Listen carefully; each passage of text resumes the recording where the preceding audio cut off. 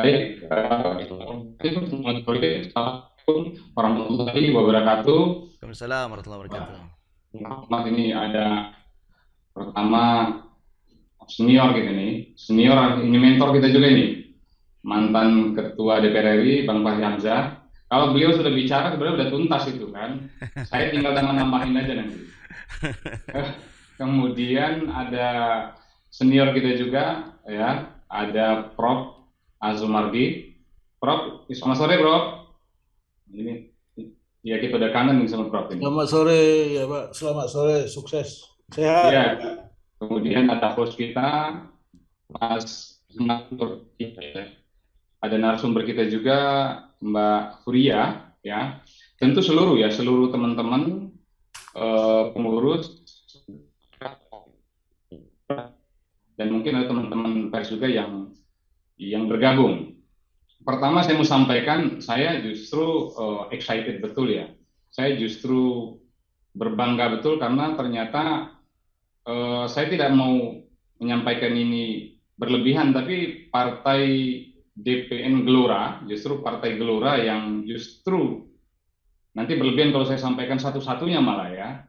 Ini partai yang memancing kita tuh melirik bahwa atau punya gagasan-gagasan yang makin hari makin menarik, apalagi pada sore ini di webinar Partai Gelora, tema besarnya adalah penguatan lembaga DPD. Pertama tentu saya harus berterima kasih karena ini akan menjadi bahan saya juga untuk menyampaikan kepada teman-teman anggota, karena kita punya 136 anggota, 136 fraksi yang memang hari-hari dinamikanya luar biasa tinggi.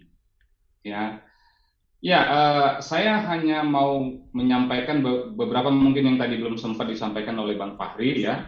Meskipun dari historinya beliau sudah sampaikan, terus idealnya ya. Saya mau sampaikan beberapa yang tadi belum sempat. Benar bahwa memang DPD itu dia tidak lahir dalam ruang kosong. Jadi lembaga kita ini hadir sebagai konsekuensi yang tadi disampaikan, dulu ada sentralisasi. Ya, konsekuensinya ketika memang otonomi daerah itu harus dilahirkan, yang pada saat itu tumbangnya ya rezim lah, katakanlah begitu ya, tumbangnya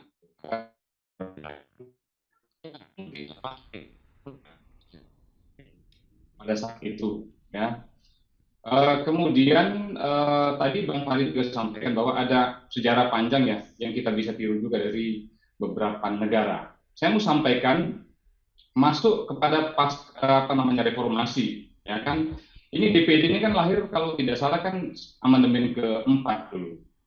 Nah, amandemen keempat kita tahu bahwa dari dulunya tuntutan masyarakat daerah begitu kuat, kemudian diakomodir baru setelah reformasi kepada amandemen keempat. Nah, di luar tadi alasan-alasan tentang otonomi daerah, juga mungkin alasan-alasan yang juga latar belakanginya adalah ini ada hubungannya dengan check and balance. Dulu mungkin terkenal betul bahwa eksekutif itu begitu kuat, eksekutif heavy. Jadi memang strong betul. Terus kemudian kita bandul politik yang dari dulu eksekutif betul gitu ya, apa-apa eksekutif. Kemudian tiba-tiba muncul reformasi yang kekuasaan itu akhirnya betul-betul bandulnya berpindah ke legislatif heavy. Saya mendengar Itu suara semua Pak Sultan putus-putus, Pak. ya cek. Mungkin karena apa? Sinyalnya atau sambungan koneksinya ya. Lanjut, Pak, lanjut. Ya, ya, ya.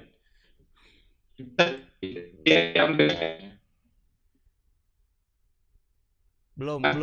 Masih putus-putus. Pak Masih Senator. putus-putus ya? Ya, masih putus-putus. Apa ini Ya. masih koneksinya gabung sama DPR RI tadi, Pak? Jadi DPR RI nggak seneng kalau komentar DPD. Iya, iya, iya. Ya, ya gimana? Ya, udah bagus. Silakan lanjut, Pak. Betul. Jadi saya tidak menyiapkan makalah, saya mau ya menambahkan mungkin lebih kepada ya diskusi aja. Jadi setelah munculnya reformasi, bandulnya kan pindah yang dulu eksekutif begitu kuat, akhirnya legislatif yang sangat kuat. Bahkan ya semua harus DPR. Bahkan mungkin teman-teman tahu bahwa presiden itu begitu gampang untuk diimpeach. akhirnya Gus Dur jatuh waktu itu kan. Itu saya pikir peristiwa-peristiwa yang akhirnya melatar belakangi memang harus dimunculkan kamar keduanya lah gitu ya. Dari sisi lain ada tuntutan otonomi daerah yang begitu kuat. Nah, sebenarnya bentuknya DPD itu kan embrionya kan sebenarnya kan sudah ada dulu. Dulu mungkin nanti Prof. Azumardi yang mungkin akan detail dan secara teoritis akan sampaikan. Dulu kita kenal ada utusan golongan, utusan daerah. Hanya saja kan dulu utusan golongan dan utusan daerah itu memang dia tidak elected, dia tidak dipilih. Kalau tidak salah dulu ya waktu itu kan ditunjuk lah. Kalaupun ada yang dipilih oleh DPRD. Nah, dengan seluruh dengan seluruh representasinya. Nah, tiba-tiba reformasi muncul yang tadi disampaikan sama Bang Fahri, ya sudah. Akhirnya memang tuntutan itu begitu besar, muncullah DPD RI. DPD RI yang sebenarnya ya dari banyak kacamata dianggap ini dulu kelahirannya juga sebenarnya dimunculkan dalam konstitusi pada saat yang ada yang menyampaikan tidak siap-siap betul, tidak well prepare, sehingga dimunculkan ya dia elected, legitimasinya begitu kuat, keterpilihannya begitu kuat, tapi pada saat yang sama konstitusi tidak memberikan ruang yang ideal, yang seimbang. Jadi antara legislasi atau antara legitimasi yang sangat kuat dengan kewenangan yang sangat terbatas. Kan agak anomali juga di situ. Antara ekspektasi harapan publik daerah yang begitu kuat dengan kewenangan di konstitusi yang begitu terbatas itu yang kadang-kadang sampai hari ini itu justru yang paling kita rasakan. Nah, DPD ini jelas bahwa ya dia adalah parlemen, dia adalah kamar kedua kalau menurut kami. Meskipun memang ya kalau kita mau merujuk kepada sistem bikameral yang paling ideal, ya tentu anggaplah Amerika. Amerika ada House of Congress, ada House of Senate, ya kan. Kemudian ada upper house-nya, ada lower house-nya. Ya hanya saja itu dia. Konstitusi kita yang belum memang memberikan kewenangan itu. Representasi formal masyarakat daerah itu ya DPD hari ini di konstitusi. Kalau DPR hanya mewakili rakyat atau masyarakat di daerah pemilihan yang sangat sempit, sementara DPD kan mewakili daerah dan masyarakat yang sangat luas, sama dengan satu daerah itu pilgub, ya kan? Jadi dia satu provinsi itu berjumlah sama, jadi ada 34 provinsi kali 4, sehingga memang keterwakilan secara teritori, secara regional itu juga sangat dirasakan dengan kehadiran namanya DPD. Kemudian, kewenangannya ada, memang dari sisi di konstitusi itu kewenangan legislasi itu dimunculkan di pasal 22 itu, di pasal 22D itu bahwa memang DPD itu berhak ya memberikan pertimbangan atau mengajukan rancangan undang-undang. Hanya sebatas yang tadi disampaikan oleh Nur ya, bahwa memang tidak sampai kepada ketok palu. Nah, sementara DPR ini kan diberi kewenangan yang istimewa betul oleh konstitusi kita kan, di pasal 20A-nya itu. Saya mau mengatakan bahwa kalau proses kelahiran ya, asbabul nuzulnya ini sudah benar sebenarnya. Ada daerah kita yang teritorinya kan begitu luas, ya, karena memang negara ini kan didirikan bukan karena partai politik, ya kan waktu itu, karena memang daerah-daerah yang mau merdeka, ada kesultanan, sultan-sultan, daerah yang mau merdeka. Nah, mengakomodasinya ya seperti itu. Terus kemudian ada poin yang saya mau tambahkan juga,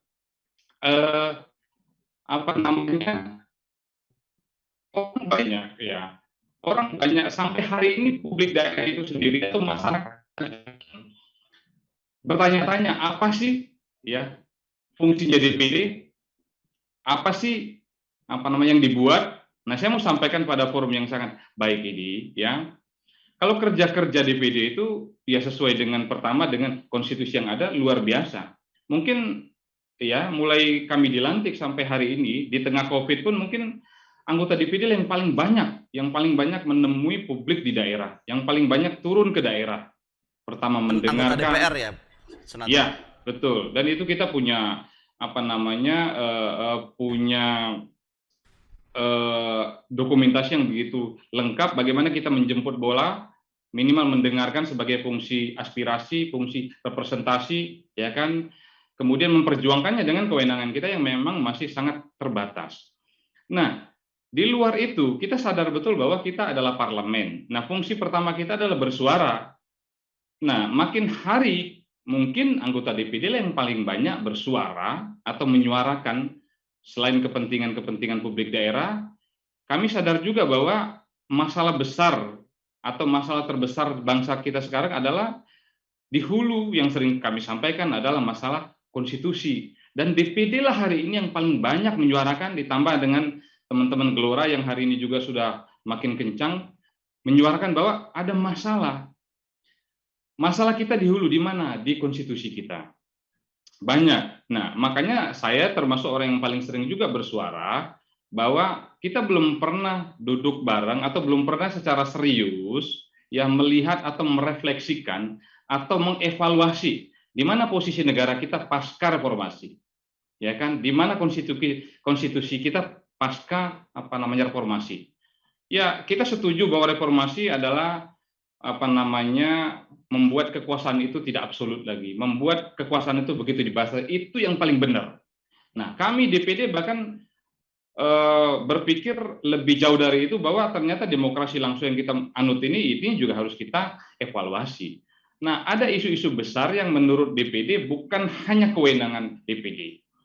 Kalau tadi bicara tentang kewenangan DPD, langkah-langkah yang kami lakukan sebenarnya tidak ada yang mengganggu atau dalam pikiran untuk melegitimasi atau untuk mengambil alih atau berbagi dengan DPR itu tidak sama sekali. Pertama begini, ada rekomendasi MPR. Ada rekomendasi yang MPR yang memang mengamanahkan salah satunya adalah diperlukan pokok-pokok haluan negara. Nah, menurut perspektif DPD ya memang ini penting. Ini penting karena negara sebesar ini, ya bangsa sebesar ini kalau tidak punya guidance, kalau tidak punya arah penunjuk, arah bintangnya ya sulit ganti presiden nanti. Tapi ya DPD berpikir ya kalaulah kita mulai berpikir bahwa memang konstitusi kita sudah mulai harus di-upgrade atau sudah harus menyesuaikan dengan keadaan zaman atau katakan yang mendemen lah. Ya jangan parsial, jangan hanya mau-maunya partai-partai tertentu gitu loh. Nah, ada DPD gitu loh. Selain memang ada amanah atau ada perintah atau ada rekomendasi MPR yang salah satunya adalah bagaimana penataan kelembagaan, yaitu adalah penataan MPR dan DPD ada di dalamnya. Jadi kalau DPD itu minta kewenangannya ditambah, itu bukan sesuatu yang mengada-ngada. Pertama memang menata konstitusi kita, memperbaiki konstitusi kita, menata sistem ketatanegaraan kita yang memang seperti yang kemarin saya jawab apa yang dikhawatirkan oleh Bang Fahri ya memang banyak yang ambigu juga ya. Jadi kalau ada isu kemarin bahwa ini ada isu bahwa ini DPD mau diapakan, bahkan ada yang lebih keras lagi ya daripada tidak punya kewenangan DPD ini ya dibubarkan saja. Dan sudah benar itu Bang Fahri ya, daripada DPD dibubarkan, MPR dulu yang dibubarkan. Ya terus ngapain ya kan? Jadi saya sering ya diskusi ya, saya sampaikan kepada teman-teman bahwa cara bernegara dengan baik itu tidak boleh lagi kita terlalu sektoral atau ego sektoral lembaga itu yang terlalu dimunculkan. Saya sampaikan, kalau DPD ini baik dari sisi kewenangan, baik legislasi maupun pengawasannya, ya, ini bukan karena orang per orang. Suatu hari teman-teman anggota DPR mau pindah ke DPD, ini rumahnya sudah baik, ya kan? Silahkan dipakai. Pun begitu juga nanti anggota DPD yang memang mungkin ada yang mau masuk partai politik, ya dipersilahkan. Nah, itu beberapa bagian yang perlu saya sampaikan bahwa sudah selayaknya ada di sini ada tokoh-tokoh juga, sudah selayaknya kita berpikir yang lebih negarawan lah. Bahwa benar ada partai politik sebagai institusi demokrasi, ya. Tapi ada lembaga parlemen DPD yang legitimasinya sangat kuat, keterwakilannya sangat kuat, harapan masyarakat daerah begitu tinggi kepada DPD dengan seluruh kepentingan atau aspirasi dari daerah, itu memang harus diseimbangkan, harus didudukan kepada dudukan yang tepat, ya kan? Kenapa?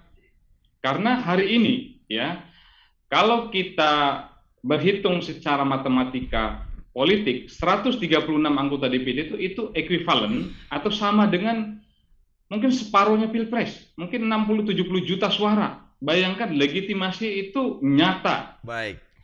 Ya, nah hanya saja sekali lagi, ya harapan kita, saya mau mengajak kepada teman-teman ini Gelora yang mulai menggelorakan bahwa memang posisi lembaga DPD ini memang idealnya menjadi sistem bicameral, ya check and balance yang sangat kuat. Kenapa?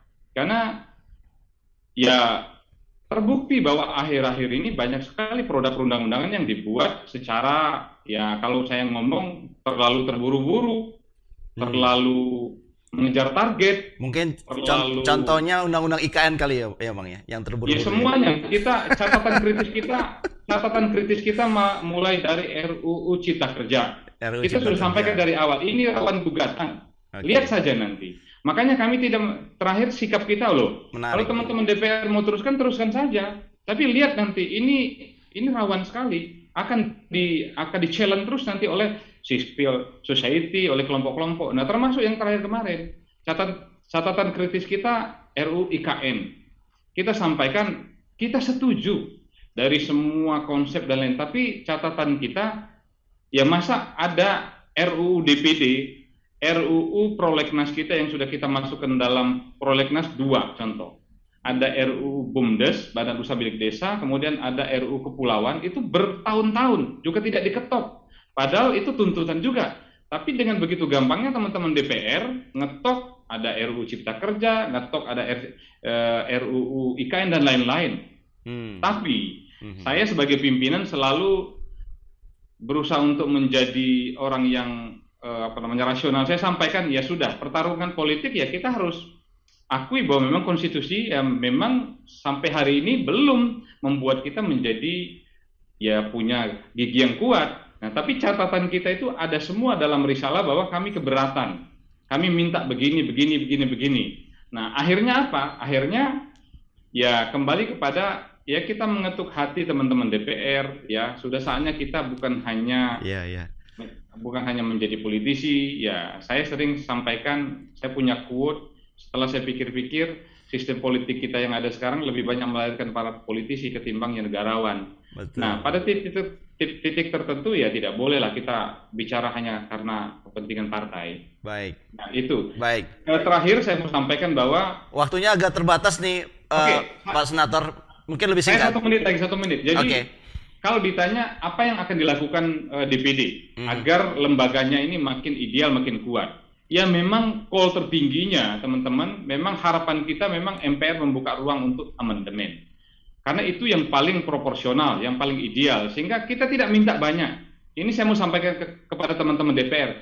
DPD tidak pernah berpikir untuk melucuti atau untuk berbagi atau untuk mendegradasi.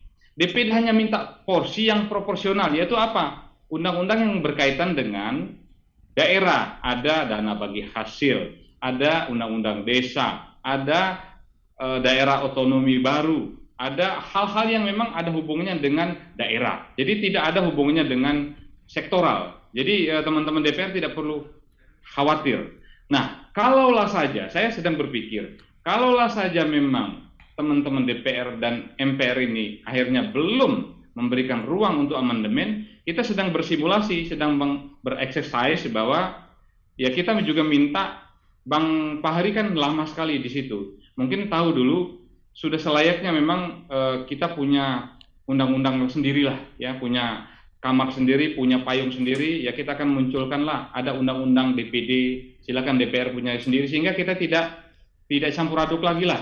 Kalau di MD3 sekarang kan memang ya di situ payung kita, sehingga kita tidak bisa keluar dari sana. Di luar itu ada teman-teman yang sedang men-challenge beberapa undang-undang di MK. Terakhir saya mau sampaikan bahwa DPD terus bersuara, banyak masalah hulu kita yang harus kita dudukan. Ada parliamentary threshold yang buat kita itu tidak ideal.